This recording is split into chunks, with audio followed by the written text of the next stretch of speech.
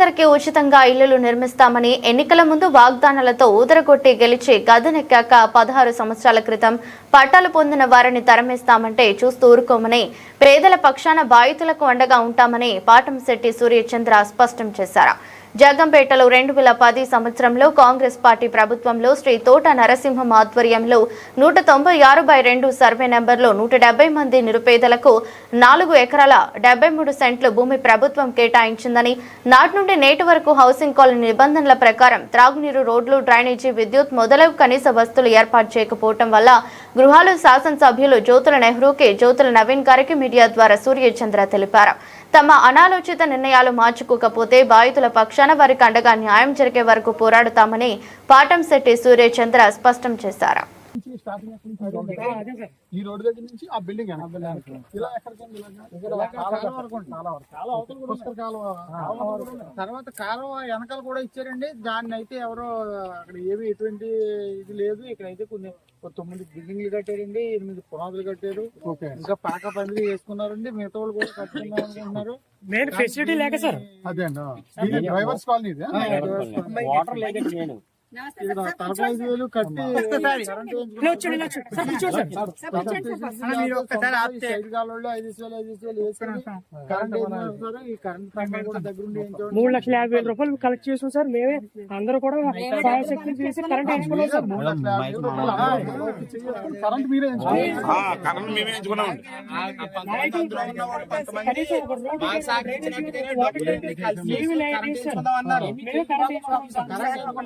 Building కట్టారండి.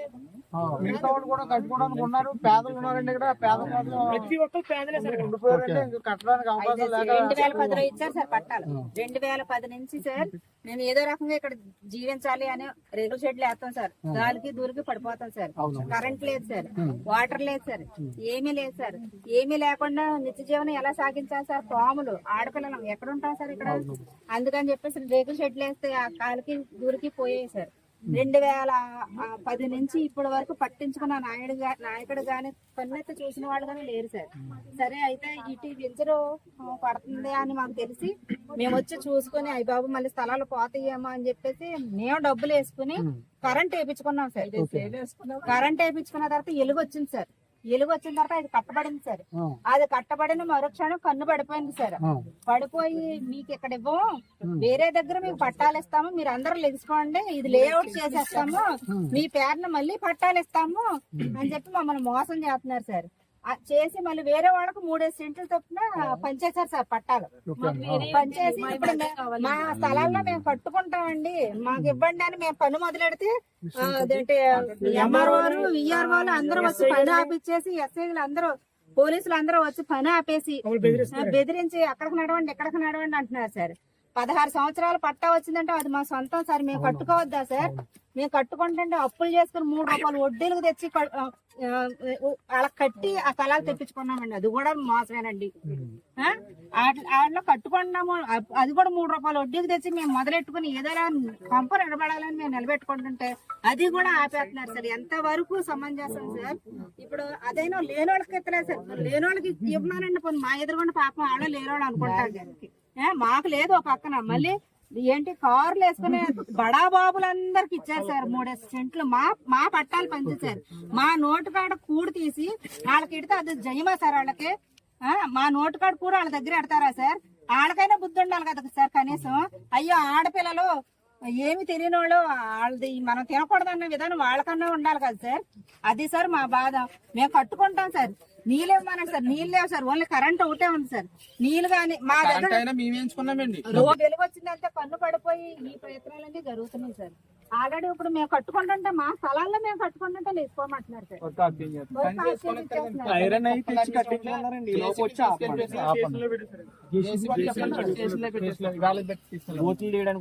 Sir ఒక్క ఎవ్వరూ సంతోషంగా లేదు సార్.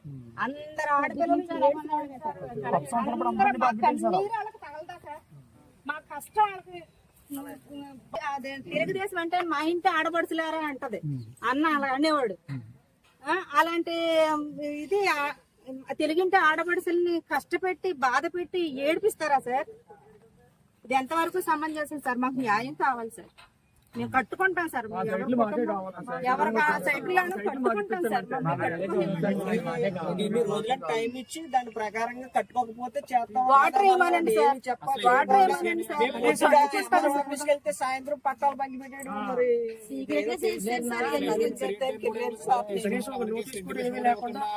మాకు ఏ నోటీసులు కూడా ఇవ్వలేదు సార్. కొన్ని కట్టేసుకోండి అని కూడా చెప్పలేదు సార్. వెళ్తే నవీన్ గారి దగ్గరికి వెళ్ళానండి. ఎన్ని కాగితాలు ఇచ్చాను. నా స్థలం నాకే కావాలండి.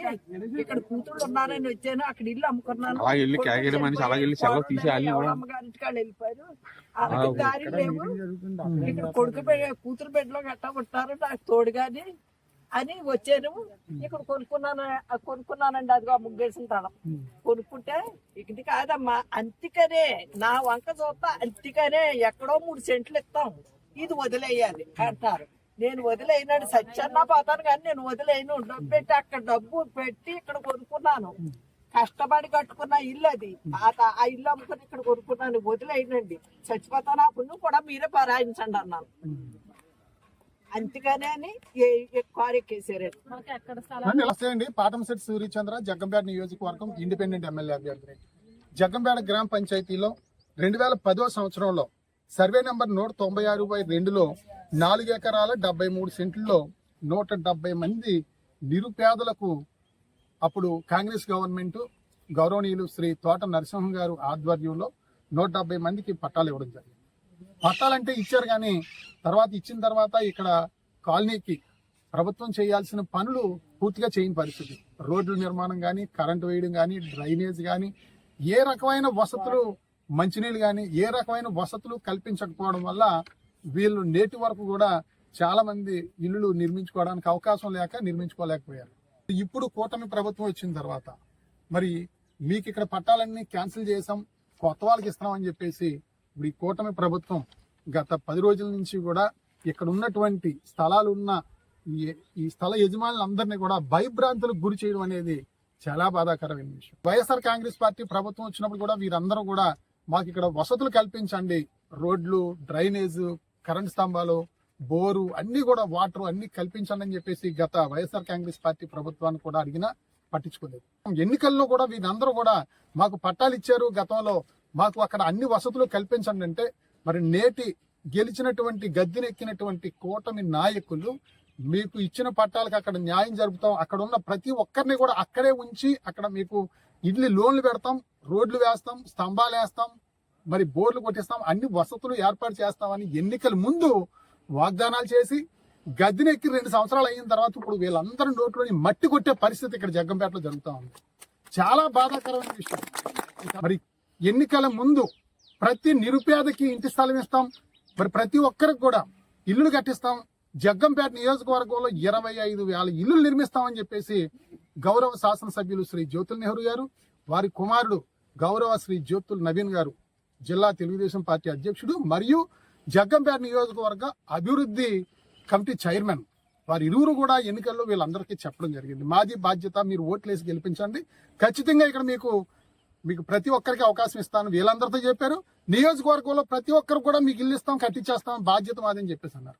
ఇప్పుడు మరి కొత్త వాళ్ళు కూడా తిరిగే వాళ్ళు అవ్వచ్చు, వాళ్ళ అనుచరులు కావచ్చు, ఇంకొకరు కావచ్చు, ఎవరికైతేనో ఇల్లు స్థలాలు ఇవ్వడం కోసం ఎప్పటి నుంచో ఇక్కడ స్థలాలు పట్టాలు ఇచ్చిన వాళ్ళని కాదని మీరు బయటకు వెళ్ళిపోండి అని ప్రభుత్వం ఇది హ్యాండ్ ఓవర్ చేసుకుంది. మళ్ళీ మేము కొత్తగా పట్టాలు ఇస్తాం మాకు నచ్చిన వాళ్ళకని చెప్పడం ఎంతవరకు న్యాయం అని చెప్పేసి అడుగుతా ఉన్నాం.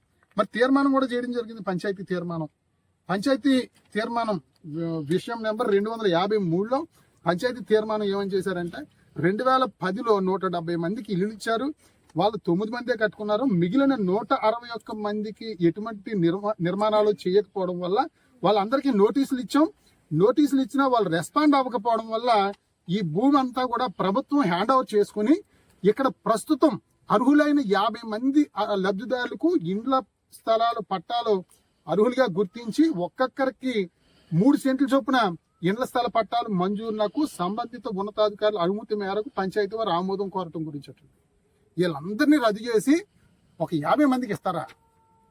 అసలు మీకు నిజంగా అసలు మనసు ఉందా అని చెప్పేసి అడుగుతా ఉన్నాం. మీరు చెప్పింది ఏంటి, చేసింది ఏంటి?